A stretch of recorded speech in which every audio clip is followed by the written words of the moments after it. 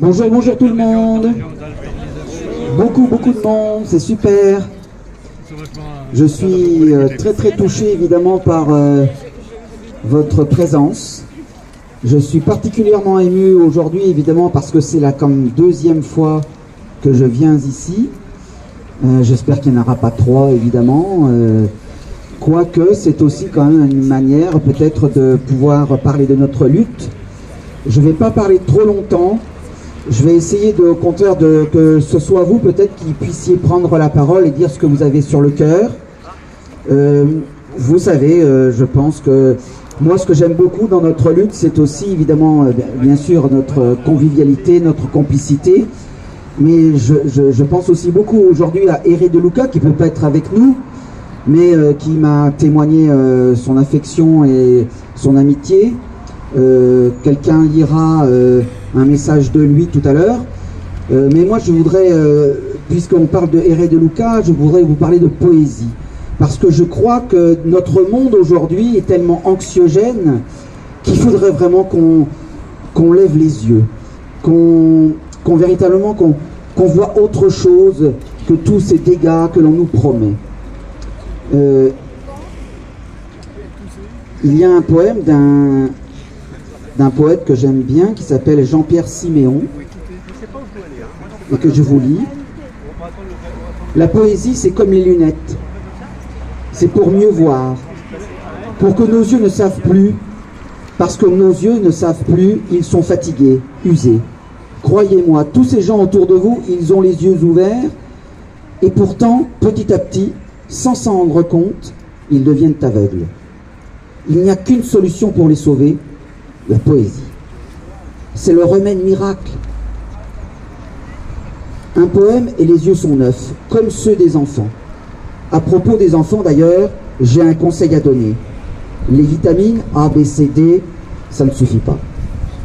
Si l'on ne veut pas qu'en grandissant, ils perdent leurs yeux magiques, il faut leur administrer un poème par jour, au moins.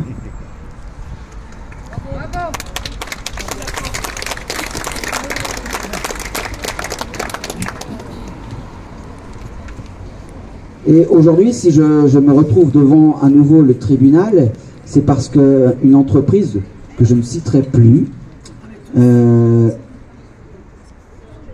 m'empêcher de parler. Veut nous empêcher de parler. Parce qu'en fait, les dégâts qu'ils font, évidemment, sont tellement importants aujourd'hui, alors que ce ne sont que des travaux préparatoires. Je crois que véritablement, on doit continuer à ouvrir notre gueule. Parce que véritablement, c'est comme ça qu'on pourra peut-être arrêter ce projet. Et j'ai ressorti un vieux poète. Quand je dis un vieux poète, c'est-à-dire que c'est un poète du 19e siècle, qui s'appelle Victor Hugo, et qui disait « Le poète n'a pas de compte à rendre. L'art n'a que faire des lisières, des menottes, des bâillons. Il vous dit « Va » et vous lâche dans ce grand jardin de poésie où il n'y a pas de fruits défendus. Pas de fruits défendus. » Voilà. Je crois que la poésie est peut-être aussi un moyen de combat, de lutte. Et je vous invite véritablement, parce que moi c'est ce qui aujourd'hui m'habite de plus en plus, c'est que la poésie me permet de tenir face à un monde vraiment de plus en plus anxiogène. Et bien la poésie permet véritablement de pouvoir avoir un souffle. Je terminerai juste par une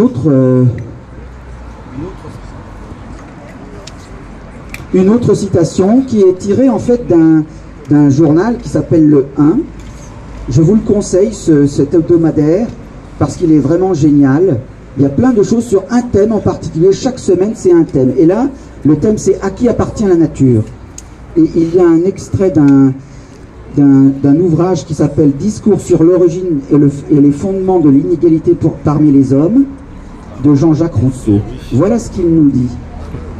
« Le premier qui, ayant enclos un terrain, s'avisa de dire « Ceci est à moi » et trouva des gens assez sains pour le croire, fut le vrai fondateur de la société civile. Que de crimes, que de guerres, de meurtres, que de misères et d'horreurs n'eût point épargné au genre humain celui qui, arrachant les pieux ou comblant le fossé, eût crié à ses semblables. Gardez-vous d'écouter cet imposteur. Vous êtes perdus si vous oubliez que les fruits sont à tous et que la terre n'est à personne.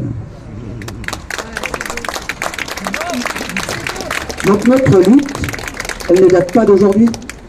Donc il faut qu'on la poursuive. Et ce n'est pas évidemment le résultat de ce procès qui changera les choses. Ce n'est pas comme ça qu'on nous fera taire. Je crois que c'est pas comme ça qu'on arrêtera la lutte. Au contraire, il est évident que nous devons la continuer. Et quand je vous vois tous ici, et bien plus qui n'ont pas pu venir, je crois que l'avenir est vraiment à la lutte.